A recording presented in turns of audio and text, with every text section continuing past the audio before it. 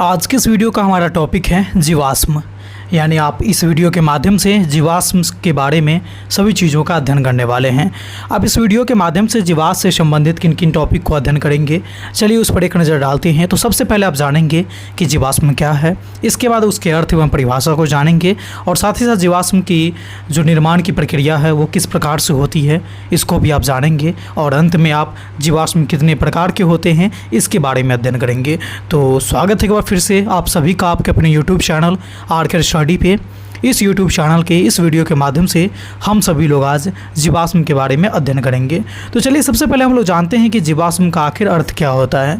देखिए जीवाश्म यानी कि इसमें जो होता है ना वो आपका जीव और जीव के जो अंश रह जाते हैं मरने के बाद उसी को हम लोग जीवाश्म कहते हैं। सिंपल शब्दों में समझिएगा तो जीव यानी कि जीव में आपके सजीव में पेड़ पौधे और पशु पक्षी वगैरह जीव जंतु जितने हैं सारे आ जाएंगे। ठीक है, तो जो भी सजीव हैं उनके जो मरने के बाद कुछ अवशेष बाकी रह जाती है, बची रह जाती है हमारे वातावरण में, हमारे पर्यावरण में, उसी को हम लोग जीवाश्म कहते हैं। ये सबसे सिंपल सा इसका आपको समझने का एक मतलब एक लाइन मैंने बोला है कि जो सजीव हैं उसके जो अवशेष बाकी रह जाएंगे आपके वातावरण में वही जीवाश्म होता है। ठीक है, यानी जीवाश्म का संबंध जो होता है वो आपके जीवों के अवशेष से होता है। जैसे कि आप यहाँ पर तस्वीर के माध्यम से देखिए, आपको दो तरह के यहाँ पर जीव दिखाई देंगे। ये आपके मछली का है और ये भी किसी तरह का जीव है, इसका एग्जैक्टली नाम हमको अभी यहाँ पर याद नहीं है। ठीक है, लेकिन इस तरह देखने से तो इतना पता चल रहा है कि ये दोनों किसी न किसी प्रकार के क्या हैं, जीव हैं। चाहे वो किसी भी श्रेणी में आते हों, किसी भी संघ में आते हों, किसी भी फाइलम में आते, उसे वो डजेंट मैटर। लेकिन यहाँ पर ये मैटर करती है कि ये किसी न किसी जीव का अवशेष दिख रहा है। जैसे कि यहाँ पर ये तो स्पष्ट ही दिख रहा है, हमारा मछली का अवशेष दिख रहा है। अब देखिए ये क्या है, इसको हम लोग जीवाश्म कहेंगे। अब इसमें क्या है कि देखिए ये एक जीव का अवशेष है। ये जीव अभी वर्तमान में है नहीं, लेकिन भूतपूर्व बहुत साल पहले, कई सालों पहले ये जीवित जीव रहे होंगे, जिनके मरने के बाद क्या होता है कि उन पे चीज़ें पड़ती जाती है। जैसे कि मिट्टी पड़ा, मिट्टी के रेत पड़े, इस तरह से पड़ते पड़ते वो दबते जाते हैं नीचे की ओर। ठीक है, जब दबते दबते इसमें से जो गलने वाली चीज़ होती है वो सारी चीज़ गल जाती है।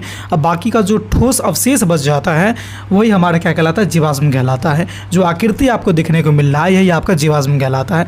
ठीक है, जैसे कि इसको हम इस तरह से कह सकते हैं कि पुराने ज़माने के जो भी जीव हैं जो अब नहीं रहे उसके बारे में जानकारी जो है वो हमें जीवाश्म के माध्यम से ही प्राप्त किया जाता है।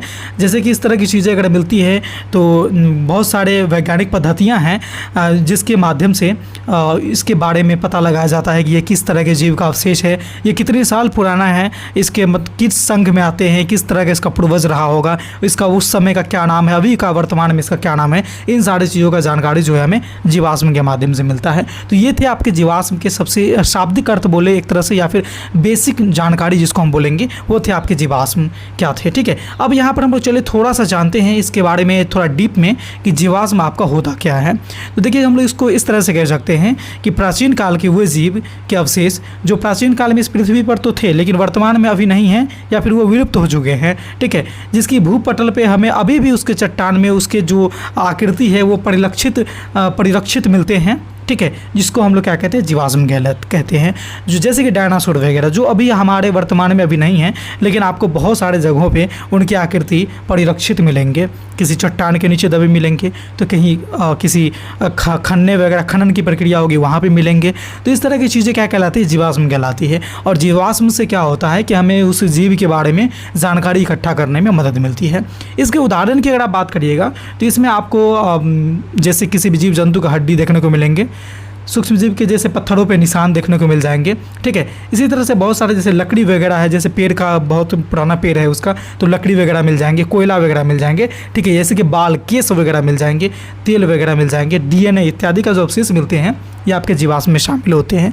इस तरह की चीज़ें आपको जीवाश्म में देखने को मिलेंगी और इसके माध्यम से हम उस जीव के प्रजाति तक पहुँच पाते हैं, उसके बारे में विशेष जानकारी को प्राप्त कर सकते हैं। ठीक है, तो ये थे हमारे आपके जीवाश्म जिसको मैंने अभी आपको बताया। ठीक है, जीवाश्म का सबसे जो महत्वपूर्ण पहलू है ना, जो सबसे महत्वपूर्ण पॉइंट है वो आपका ये है कि ये जो है ना जीवाश्म जैव विकास के सशक्त प्रमाण है। यानी कि हम लोगों का जीव का किस तरह से क्रमिक विकास हुआ है इसका ये प्रमाण देता है कि पहले के जीव कैसे थे, फिर बीच के जीव कैसे हुए, अभी वर्तमान के जीव कैसे हैं, फिर आने वाले भविष्य के जीव कैसे होंगे, इसका एक प्रमाण देता है। कौन देता है? तो जीवाश्म देता है। इसलिए कहा गया है कि जीवाश्म जो है वह जैव विकास के सशक्त प्रमाण है। ठीक है, ये थे आपके जीवाश्म। आगे चले हम लोग बात करते हैं जीवाश्म आखिर बनते कैसे हैं। तो जैसे कि इतना तक तो आपको पता चला गया कि कोई भी सजीव है, मान लीजिए कोई भी जीव है, वो जब मर जाता है तो उसके ऊपर रेत का कण पड़ते हैं, मिट्टी की परत पड़ती है, या फिर किसी चट्टान के नीचे दब जाते हैं, किसी पहाड़ के टूटने से वो दब जाते हैं। तो जब वो दबते गए तो सालों दर साल, बहुत साल बाद उनके जो गलनीय चीज़ होती है, जैसे त्वचा वगैरह गल जाते हैं, तो वो सब गल जाएंगे। जो ठोस अवशेष बाकी रह जाते हैं शरीर के, जैसे मान लीजिए कंकाल। ठीक है, तो ये सब बहुत दिनों के बाद जब मिलते हैं, परिरक्षित होते हैं, तो उसी को हम लोग क्या कहते हैं, जीवाश्म कहते हैं। वो आप यही प्रक्रिया है जीवाश्म बनने का।